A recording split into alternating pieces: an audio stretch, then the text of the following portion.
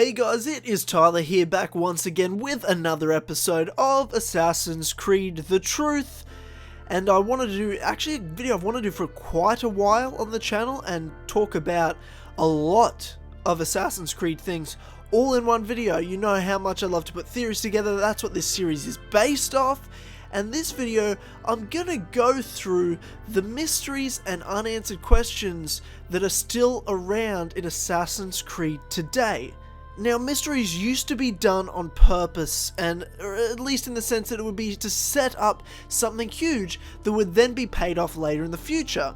Now, with so much content that has been created in Assassin's Creed over the years, with main titles, comic books, side games, all this sort of stuff, it creates a lot of confusing details and plot devices that are never really paid off or used properly, or that were written because they thought they were going to be used later on in another game or a side game and then they weren't. So there's so much stuff that's just all over the place, really, and it causes a lot of things to be just lost in the shuffle of things and never really be answered, while also giving us a chance to see and build some things that maybe aren't as built as well as they once were in past games when it wasn't quite as frequent as it has been in the last few years. However, there's definitely mysteries that are still out there that have me suspenseful, and I'm interested to see how they're paid off, and hopefully they're paid off and live up to some sort of expectations. Now, in this video, I'm going to go through things that I'll never do its own video on because they're small things, because I can put these mysteries and unanswered questions into a couple categories. One is mysteries that you can kind of chalk up to bad writing, or they're things that at least just won't be addressed. Some of it was simply just to fuck with us, and some of it was just to be a little plot device that was kind of meaningless, but to us as fans we're like, hang on, that's interesting, why isn't that a thing? Then there's the second category of mysteries that didn't have a long-term plan. They were put in place, they are trying to pay them off, but there's clearly no plan to it. They're just kind of figuring it out on the spot and changing things as they go. The box. And you can also put a third category of mysteries that we've been waiting for, they're building to, they're still ongoing, they're still interesting. So I'm going to talk about all three of those categories. The first one were things you can that won't be addressed, or you can chalk up to bad writing, other things I won't make videos on. And I'm going to talk about some theories for those things in this video. Whereas the other two categories are things that I want to address in this video, to talk about, to bring up to you guys for discussion, but they will almost definitely, if they haven't already, get their own separate video in Assassin's Creed The Truth, and I'll put my own theories together for those. Plus there's a couple other crazy ones I've been working on that'll come out down the line, so don't you worry about that. So without further ado, let's get in to some of these theories. So when you're talking about theories that you can kind of chalk up to bad writing, this isn't one of them. This is one that has writer Darby McDevitt trying to fuck with us. And this is, who was the guy on the bench next to Ezio when he died in Florence? Now this is an Assassin's Creed short film, Assassin's Creed Embers, set after the events of the Ezio trilogy, where you see Ezio train young assassin Xiao Yun and also meet his end, what looks to be old age, but there's this weird guy on the bench and you're just like, who the fuck is this dude? He just seems like a brash young asshole. Everything Ezio wasn't, kind of the opposite. Like, he wasn't just young and brash, which Ezio sure was in his time, but he was a real dick. Like, talking shit about Florence and saying he wished he was in Rome and all this sort of nonsense, and then Ezio's just really coughing and stuff and he ends up dying, but this guy acts all weird and says some shit to him. And people are like, wait, did that person kill him and poison him or something? Was he just a random dude that just happened to be there for discussion? Did he just represent everything Ezio wasn't? Was he someone Ezio could have became if it wasn't for the assassins? Was it death himself? You know, was it a metaphor? Like, you just don't know. And we asked all these questions to the guy who wrote it, Mr. Darby McDevitt, and he just goes, never going to answer it. Do I think he has his own idea? Definitely. Do I think he's ever going to tell us? No, because he loves to fuck with us, so thanks for that, Darby. Now, there is one that, I don't call it bad writing, but it's something that just won't be addressed in the future of the franchise. At least, that's what I believe. And that is when Arno went back at the end of Assassin's Creed Unity to find Germain's body with Napoleon Bonaparte. and it's just not really addressed. You kill German, and then you come back during the credits, and you're like, wait, why has Arno come back years later to this skeleton of German? And you kind of realize that if you look into history, it was actually because Napoleon was going to demolish the temple, the Templars' temple, in 1804. So I believe that Arno and Napoleon went down there to move Germain's body, and they put his skull in this like skull wall in the catacombs. So I'm not sure if they wanted to hide his body, keep it preserved. I don't know how much they knew, whether he was a sage or any of that stuff. I don't believe they would have known how important the blood and DNA of Germain was. But it's just kind of bizarre that he's even moved or anything. Maybe for Templar worship purposes, they just kind of hid his body away or something like that. They didn't want to have any Templar remains associated as a burial site for the temple. Maybe it was a political move. I just don't know why, and I don't think it's ever really going to be addressed. It's just kind of something that they put in. Maybe they wanted to address it, but it just never came about a purpose for it. Another one in Unity that kind of annoys the shit out of me, because this is what I chalk up to just plain old bad writing. And that is the symbols on the walls at the Bastille at the start of Unity when you meet Belek. Now, Belek says he got himself thrown into half the prisons of Paris to find these symbols, and that's how Belek realizes Arno's special and has, high concentration of first dibs DNA and can use eagle vision and all that nonsense. So he's like, oh wow, you can see it? You can actually see it? That's cool. But then they're like, okay, let's train and find a way out of here. But like, I thought you got yourself thrown in. What did you need the symbols for? So it just made me curious, because I'm like, why were they there? Who put them there? Why were they important? So I started doing some digging, putting some theories together, because they're the same symbols that sages see. Now, we know Germain was a sage. He wasn't in that prison. And he saw similar symbols when he had his visions that you see later in the game when you see the flashbacks. Now, we know another sage in France was Jacques de Molay, who was a sage that was the final Grand Master of the Templar Order in real life, and the last Grand Master of the Templar Order before the temple was eradicated publicly and before they went underground in the Assassin's Creed world. And you see that at the start of Assassin's Creed Unity. You see Jacques de Molay burned at the stake, but he actually spent 7 years in prison. So I started to think to myself, oh shit, what prison was he in? Was he in the Bastille? Did he put those symbols on the walls? What do they mean exactly? Perhaps there's more to it than we first thought. Well, in fact, no. The Bastille wasn't built or even started construction until over 50 years after Jacques de Molay's death. So to me, it just means symbols are meaningless bad writing. There was some tweets out there, and I believe Gabe Graziani did reply to Cole, one of the community members out there, and said the writer put it into words like, no, it was some assassins in the Middle Ages or something like that, and it was just kind of not really important. The writer obviously had his own idea of who put it there, but it obviously wasn't that important to address further. If someone knows more about it, perhaps let me know, but from what I've done with my digging, it's kind of a meaningless, bad writing sense that we put this cool, interesting thing there to push the plot forward in another way, while fans are sitting there like, but what does that mean? Don't move forward, what does that mean? Whereas for them, oh, that was just a plot device, it doesn't actually mean anything. Well, okay, let's maybe do better, guys. Let's maybe do a bit better than that next time. Another one that obviously won't be addressed and is kind of maybe just grasping for straws here is the secret door. I did a separate video on it, and perhaps it was the doorway leading in to where the Shroud of Eden was hidden underneath the Monteriggioni. You see it in Assassin's Creed Brotherhood's modern day, where Desmond's like, you think this door would lead somewhere? And Lucy goes, but it doesn't. It said really weird, like the door's important, and then they move on. Perhaps it was just random dialogue there to tell you the door's the wrong way, doesn't lead anywhere, the other way is this way, that's the place you're supposed to go. Maybe it was just helping direct you through the mission. But there's definitely some secretive shit down in that Auditore family crypt, so I wouldn't be surprised if the door did mean something, but again, I don't think it'll ever be addressed, nor do I think we'll ever know what it really meant, if anything at all. Another thing that's brought up during Assassin's Creed Syndicate, actually, is the fact that after the events of Assassin's Creed 4 Black Flag, Edward Kenway did a lot of travelling around the world and had a lot of information on Pieces of Eden, particularly the Shroud. That's partly how Evie, Henry Green, Jacob go on and find the Shroud and all that stuff. So perhaps Edward did a lot of discovery similar to Ezio and Altair did in their time. And for me, I want to know, well, what did Edward do? Edward's one of my favourite characters of the franchise.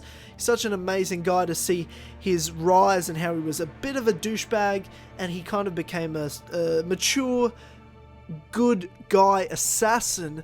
Now, what did he do after that? What did he accomplish in that role? We don't really see. We see his pirate life, then we see the end of his life in Assassin's Creed Forsaken novel. I want to know, what did he discover, if anything? What was he looking for exactly? Why did he do all this journeying? I know there's some information out there, but there's a whole game there. But it's just a game or a book or something that I don't think we're ever going to see. So I just think it's interesting writing and a question that we'll never see properly addressed.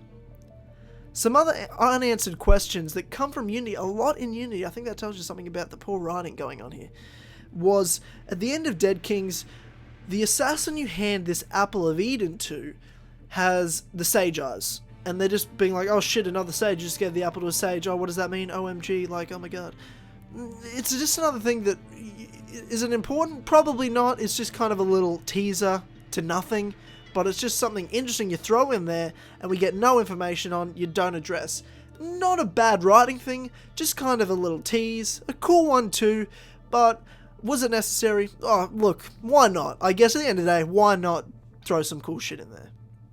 Also in Unity, you're talking about Shay Cormac. Shay, the main character and protagonist of Assassin's Creed Rogue, killed Arno's father. Now, you'd think Shay would then be a major target for Arno. What a great storyline to actually have a protagonist face another protagonist, and one that there's a reason and intention to have conflict there, but they didn't address it, and you never really find out if Arno ever knew about Shay and what happened, and this assassin hunter and Templar that is Shay, and it would have been such an interesting dynamic and storyline to happen in perhaps an Arno sequel, but an Arno sequel is something we're just probably never going to see, which is unfortunate in a lot of ways because that was some major plot points and they could have done a lot with Arno. They really, they really missed a lot of cool story with Arno, both in Unity and potentials for follow-ups, especially with that whole Shay storyline, and it's something I just don't think we're going to see addressed. Of course, there's plenty of questions out there in the Assassin's Creed world that individual people have. Those are my major ones that I don't think we'll ever see addressed again.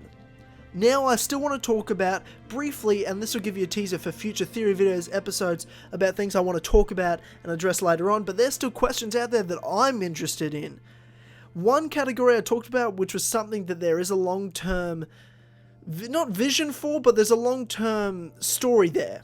And they haven't really thought it through and it's kind of been making up on the spot. The one that goes to mind straight away is the box. I focus on the box a lot. It's something that seems to have changed what it was supposed to be originally. Like, the questions I've still got there are things like, how did Ezio get the box in the first place? How did he come into contact with that? We were with him for so long, and then he has this mysterious device that reads First Civilization manuscripts. What else does it do? We know the Koh-i-Noor's involved, that diamond that has fucking energy powers. Like, there's all these different things they've added to it and chopped and changed, and all of a sudden it's a wooden piece of shit that does a million things. Like, it doesn't make sense by design what it is. Who built it? Was it the first civs? Was it some very intelligent people using pieces of Eden like the Egyptians, and they used it to get architecture plans? They built the pyramids. Like, I've got those theories there. You can watch my latest Precursor box video, what I think it'll do in Empire. But the point is, it's something that has been chopped and changed clearly through time. Will Darby McDevitt put it to where he wanted it originally in Empire, which we think he's writing? Hopefully he's writing. Fingers crossed there, Darby. We really wish you would. And he wrote the box in Assassin's Creed Embers, so hopefully he'll have a role to play with revealing maybe what the box's point is. I certainly hope so. Now, mysteries that are still going on that I'm suspensefully waiting for answers for, to a certain level, or at least they're not poorly put together. They're interesting storylines that need to have a payoff at a certain point soon, and also there's potential to create a lot of cool stuff in the future. At the moment, there's not much there. There's a lot of years of development, but not a lot of intrigue. I'm talking about Juno. Obviously, she's a great character, a great villain. She's a very interesting character in a lot of ways, but you really have to look deep to understand it, and there's a lot you can miss if you're just playing the games and looking at face value, not paying the deep attention to it, which is a problem. It shouldn't have to be that hard to be that interested in it, but they haven't done a great job of writing her storyline. What's she planning exactly? Is she trying to move everyone into the grey with her? Has she realised she can't get physical form? Is she trying to then get power through means of doing what Consus wanted to do ultimately, what she tried to do with Aita? Put everyone's consciousness inside the grey, inside the internet, inside whatever. Is that her plan? To rule some sort of virtual world and make it all some sort of projection? Or is she trying to get the physical form back? Is she going to use Abstergo's Project Phoenix against them? Like, perhaps she will, who knows? That's the questions I would like to see answered, but they need to do a lot of work developing it better and just doing more face value forward stuff in our faces to show us this is important, pay more attention, this isn't something you're going to see 10 seconds of each game. They need to do more. Obviously, what Abstergo's planning. They've always looked for pieces of Eden. They've always wanted to have control, but now they no longer need to do that primitive look for pieces of Eden. It looks like they're trying to create pieces of Eden with Project Phoenix. So there's different ways they're going to do that with Sages. That's a whole nother video in itself. There's things like Who is Eve? That's a really long ongoing storyline. I've done videos on that in the past as well in Assassin's Creed The Truth. I believe it was episode 2. I talked about Eve and my theories on that, so you can go back and watch that if you'd like. There's plenty more I think we'll get to see from Eve in the future, so that's something that's been under the radar and very well done and very interesting, because it hasn't been something that's like in our faces, like here you go, this is an important storyline like Juno, but been poorly done. It's been something that's started under the radar and that's remained under the radar, but potentially could come out of nowhere and be like, fuck you, I'm huge, I'm a big plot point, holy shit. Hopefully that's the case. I'd like to see that become more prominent in the future. Obviously, in Syndicate, Desmond's son was introduced, or at least someone of close blood relation to Desmond. Hopefully his son, very interesting storyline that way. A lot of plot creation can be done, especially since he's a sage. It fits into Juno's plan, it fits into Abstergo's plan. It creates a character we then care about, a protagonist we play as, a role we have in this world, that then connects to these two major ongoing storylines, that you can then reveal the Eve stuff alongside it. It literally creates all the modern day stuff, puts it into one guy's story, and makes it a thing we get to experience. That's what they need to do. I've talked about Desmond's son a million times before. It's something I would love to see done properly, and I look forward to seeing that storyline not just be an Easter egg, but be something important that is introduced in the next installment of Assassin's Creed. Another little thing I wanted to talk about was Subject 16's truth files. I do think they're going to be addressed, because back in Brotherhood, he says a lot of crazy stuff. That's where the Eve stuff comes from. Some of the Desmond son stuff comes from, as well as perhaps Juno's plans, all this crazy stuff. There's a lot said in that truth file. Again, I've talked about that a lot on Truth. I've talked about that a lot on Kill Connor Club. It's something I'd like to see addressed in the future, and I do think there is some sort of plan for. I don't know if they knew when they wanted to do it, but I think they have an idea of what it all means. So guys, that was a lot of content to get through in one go, but there we have it. That's this episode of Assassin's Creed The Truth. Those are the major unanswered questions and mysteries in Assassin's Creed that I still have. I'm sure there's plenty out there that you guys have. I'd like to hear them in the comment section down below, as well as let me know what you think of what I've addressed. Obviously, these major big ones, I'm going to do videos on the ones I haven't addressed already in the future, like Juno's planning, Abstergo's planning, how that can be affected, what can be created from that. I've already done Eve ones, I've done Desmond's son ones, I've done ones on Ezio's box. Plus, obviously, I addressed all those mysteries that'll probably never be answered, unfortunately, but they're ones that I'd like to talk about, give you some insight on, and even just address to you and be like, look guys, don't have your hopes up too high that they'll be addressed, but you know what? Crazier things have happened, so you just never know in this crazy, crazy world we live in. Anyway, guys, thank you for watching this episode of Assassin's Creed The Truth. I will be back very soon with more crazy insanity theories. Hope you will enjoy it, and I will see you guys later.